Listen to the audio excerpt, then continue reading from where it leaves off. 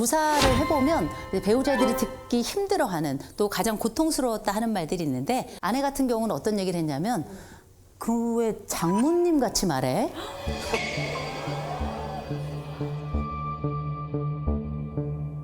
또 한 가지는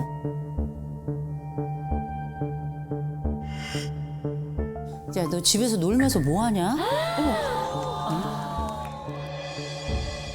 남자분들은 조금 다릅니다. 남자들은 네가 그러면 그렇지. 어머나. 야, 말을 말자. 이거 굉장히 무시하는 얘기예요. 그 존재를 순간에 날려버린 이야기거든요.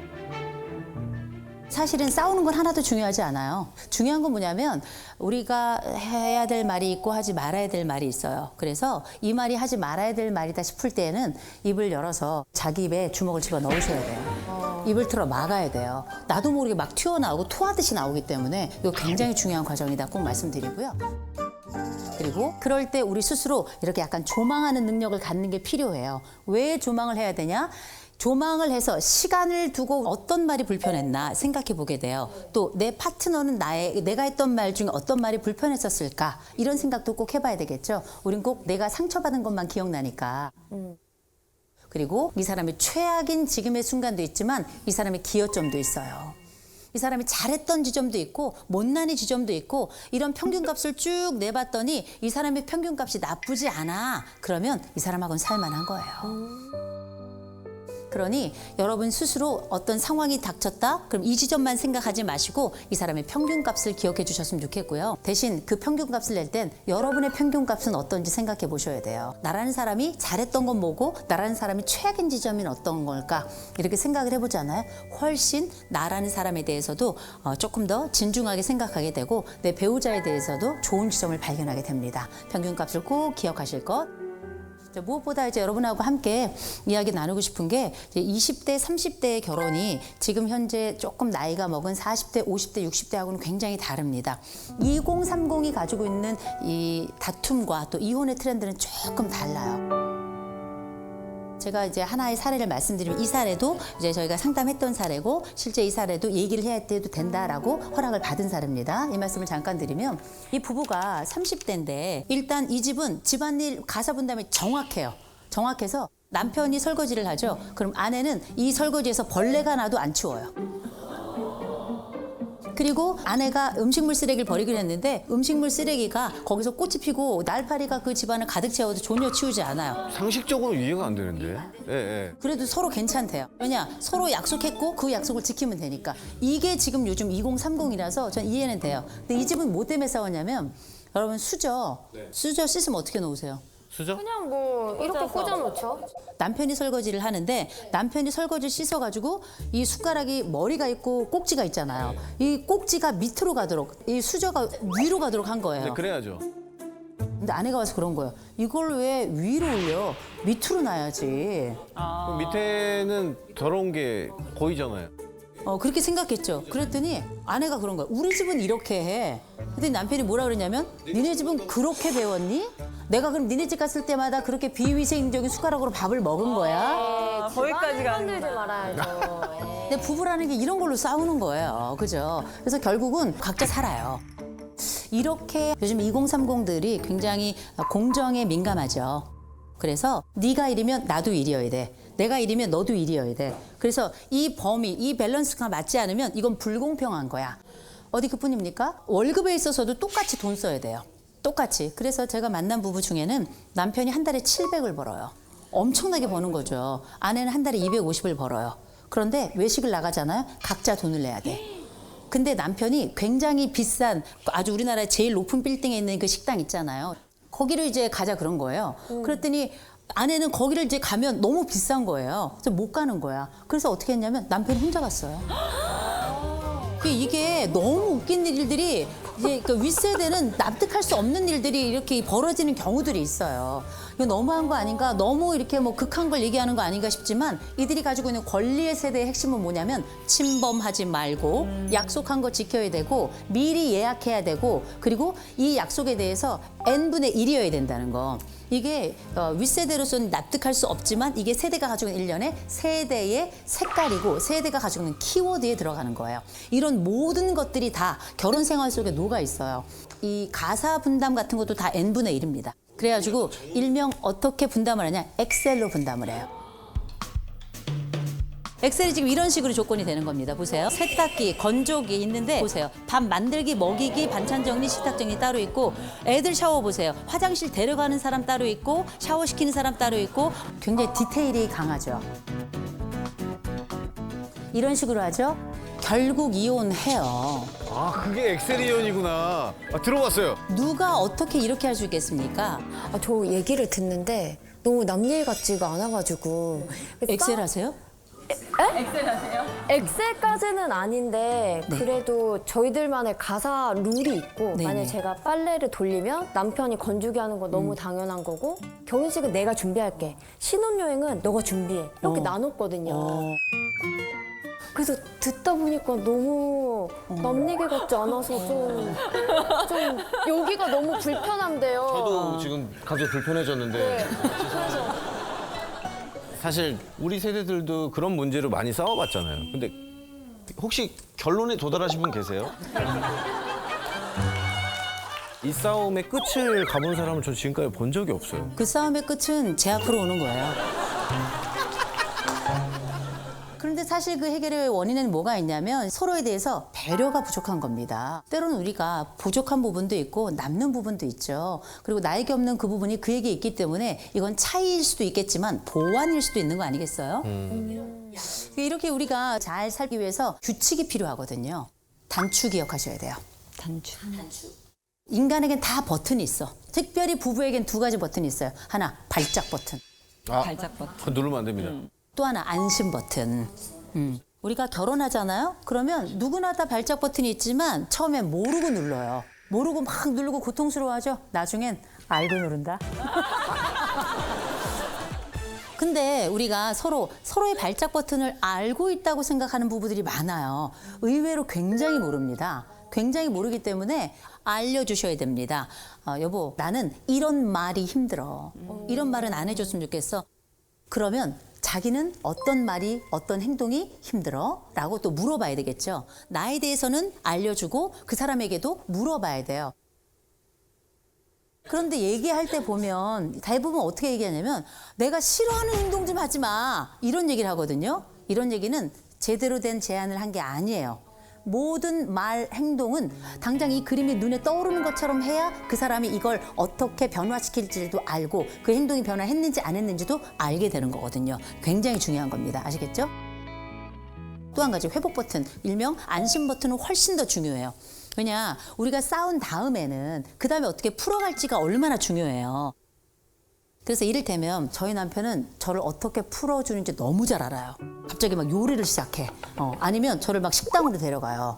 그래서 막 먹으라 그래요. 그럼 제가 뭐라 그래요? 나 이거 지금 입맛 없어. 나 지금 내가 이거 먹을 기분 아니야. 그럼 저희 남편이 우순 씨 먹어봐. 먹잖아? 괜찮다.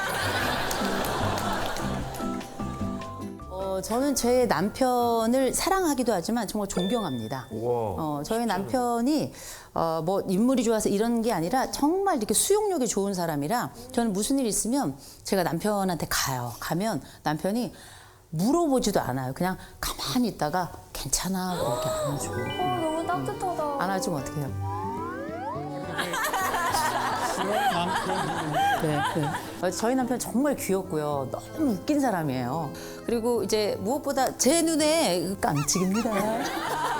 내 여자한테만 네, 잘해주는군요. 네. 근데 저희 남편은 원래 화를 잘 안 내는 사람이에요. 근데 화를 안 내는 사람은 도대체 어떻게 풀어줘야 되는지 잘 몰라요. 그런 경우라도 전 물어보죠.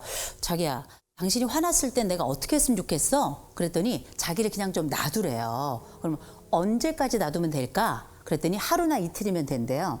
그러면 화가 풀렸다는 걸 어떻게 알 수 있을까? 밥 먹자 그러면 풀린 거래요. 우리에게 이런 발작 버튼도 있고 우리 안심 버튼이 있는데 이건 역시 알려주고 그다음에 물어보자. 자, 그러면 우리가 알고 있는 이 40대는 어떤 나이이기도 하는가? 이혼율이 가장 높은 나이이기도 합니다. 와, 40대가. 그래서 2023년 통계를 기준으로 봤을 때 남자는 40대 후반이 제일 많더라. 여자는 40대 초반이 제일 많더라. 자, 그러면 이혼은 왜 할까요? 행복하려고 결혼했는데 행복하려고 이혼한대요. 아, 그럴 수 있겠다. 내가 이혼하면 좀 그래도 숨이 쉬어질 것 같아. 지금처럼 최악이진 않을 것 같아서 그래. 이런 얘기들 네, 하니까요. 맞아요. 40대가 정말 이혼을 하는 이유를 가만 생각해 보면 성격도 있고 뭐 세상에 5만 가지 우리가 이혼할 사유는 널리고 널렸습니다. 그럼에도 불구하고 제일 먼저 역시 돈입니다. 제가 이 돈 문제와 관련해서 했던 그 상담 사례 이 40대 부부가 다른 문제 다 괜찮았어요. 근데 무슨 문제가 생겼냐면 이 남자가 게임을 해요. 아, 그런데 요즘은 게임머니라는 게 있더라고요. 그런데 이게 다 소액 결제였던 거예요. 소액 결제가 적을 때는 한 4, 50만 원, 많을 때는 정말 많을 때 250만 원까지 갔어요. 그러니까 평균 한 100만 원 선이 계속 나간 건데 각자 맞벌이를 하니까 또 각자 돈 관리를 하니까 또 공동으로 내야 될 돈만 함께 내서 했기 때문에 잘 몰랐어요. 근데 이걸 이제 어떻게 이 아내가 알게 됐냐면 나중에 이제 대출을 받아서 집을 이사를 가게 됐는데 이 대출을 하는 과정에 이 남편이 매달 이렇게 나갔다는 걸 아내가 거의 한 10년 만에 알게 된 거예요. 나중에 이걸 쭉 살펴봤더니 거의 한 1억 가까이 돈이 나간 겁니다. 아이고 그 돈을 모았으면 아이고. 근데 이게 이 아내 한 400 벌어요. 이 남편 한 250 벌어요. 근데 한 달에 자기 250 버는 것 중에 100만 원을 게임머니로 쓰는 게 말이 안 되잖아요. 근데 이렇게 한쪽에 소비가 너무 많아. 아내가 옷을 사고 또 사고 오늘 아침에도 샀다. 그렇게 사놓고 입을 옷이 없다고 하는 건 뭡니까? 이버릇이 없어. 아니 없는 건 사실이에요. 근데 생각해보면 소비하는 거 상관없어요. 문제는 우리 집의 가정 규모를 넘어서는 경우예요. 내가 가지고 있는 상황을 전혀 파악하지 못하고 이걸 그냥 무작정 쓰는 거 아니겠습니까? 이런 경우에는 서로 합의를 많이 보셔야 돼요. 전체 우리 규모가 얼마나 있고 그리고 공동가계부 쓰시면 되게 좋아요. 그러면 눈치가 보여서 쓸 수가 없어요. 눈치가 보여서. 그러나 이 사람이 원하는 만큼은 아니지만 이 사람이 뭘 써도 괜찮은 그래서 필요한 소비를 정말 적절하게 할 수 있을 만한 이 사람만의 용돈 공간을 좀 주셔야 돼요. 그래서 이 사람의 용돈을 딱 정해놔서 이 범위 안에서만 쓰도록 하는 거 이런 것도 좀 방법이 될 수 있겠죠. 그리고 두 번째 자식 문제가 있습니다. 40대가 되면 또 자식 교육 문제가 굉장히 큰데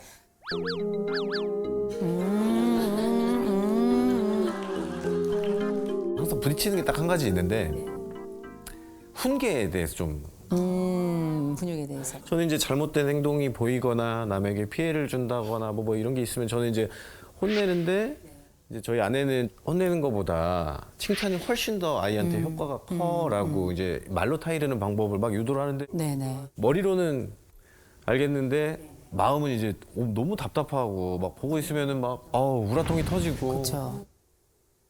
저는 되게 어린데 영어를 시켜야 되고 뭐 영어 유치원을 보내야 이런 생각이 있었거든요. 왜냐면 네네. 주변에 다 그렇게 얘기를 하고 지금 해야 된다 얘기를 하니까 네네. 저희 남편이 그 얘기를 하더라고요. 아이의 인생을 부모가 결정해주지 말자.